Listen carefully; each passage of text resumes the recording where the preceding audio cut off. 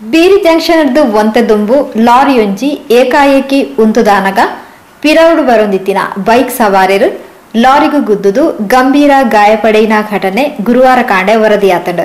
ಕೊಲ್ಯ ಕೋಟೆಕಾರರದು ತಲಪಾಡಿದಂಚಿ ಬೈಕಡು ಪೋಂದಿತ್ತಿನ 18 ವರ್ಷ ಪ್ರಾಯದ ಸೃಜನ್ ಗಟ್ಟಿ ಬೊಕ್ಕ 20 ವರ್ಷ ಪ್ರಾಯದ ಪ್ರಿಯಾ ಗಟ್ಟಿ ಗಂಭೀರ ಗಾಯಪಡೆಯಿನಕ್ಲು ಮೊಕ್ಲಿನ ಚಿಕಿತ್ಸೆಗೆ ಬೋಡಾದು ದೇಳಕಟ್ಟೆ ಕೆಎಸ್ ಹೆಗ್ಡೆ ಆಸ್ಪತ್ರೆಗೆ ಸೇರಾತೇರು.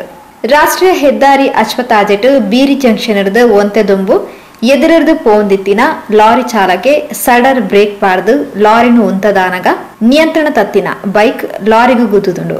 ಗುದ್ದಿನ ಪೆಟ್ಟನು ತೂದಾನಗ 2 ಜನಕ್ಲ ಮಲ್ಲ ಗಂಭೀರ ಗಾಯಲು ಆದು ಪೊಡು ಪನ್ಪಿನ ಸುದ್ದಿಲಾ ಪರಡನ ಆಂಡ ದೇವೆರ ದಯಟ್ ಸೃಜನ್ ಎಲ್ಲೆಲ್ಯ ಗಾಯಲೆಡು ಅಪಾಯರ್ದು ಪಾರಾತೆರು. ಒಂತೆ ಗಂಭೀರ ಗಾಯಲಾಯಿನ ಪಿರೌಡು ಕುಳ್ದಿತ್ತಿನ ಪ್ರಿಯಾಲ ಮಲ್ಲ ಅಪಾಯರ್ದು ಪಾರಾತೆರ ಪಂಡದು ತೆರೆದು ಬೈದನು.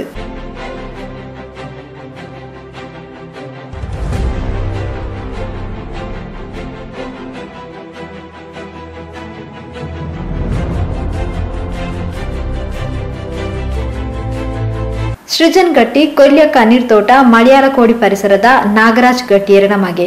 ಪ್ರಿಯಾ ಗಟ್ಟಿ ಕೋಟೆಕಾರ್ ನಿವಾಸಿ ವಿಶ್ರಾಂತ ಸೇನಾನಿ ರವೀಂದ್ರ ಗಟ್ಟಿಯರನ ಮಗಲು.